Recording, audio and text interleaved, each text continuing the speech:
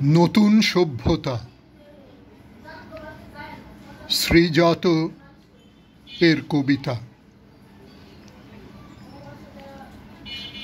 যাদের খুন করতে চেয়েছিলাম বহুবার, তাদের সঙ্গে হেসে ছবি তুলছি এখন পার্টিতে, পানশালায়।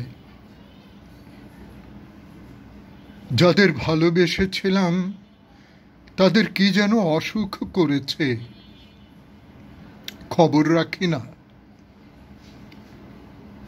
এরই মাঝখান দিয়ে একটা রাস্তা গেছে দূরে, ঢেউ এসে আছড়ে পড়ছে তার দুধারে। এক বালক কুড়িয়ে নিচ্ছে অন্য গ্রহের খবরের কাগজ। এক কিশোরী পশমের দোকানের পাশে উদাসীন বসে। এরই মাঝে গান গাইছেন এক অপটু ভিখারি ও বাসন ধুয়ে রাখছেন নামী ভবিষ্যৎ বক্তা।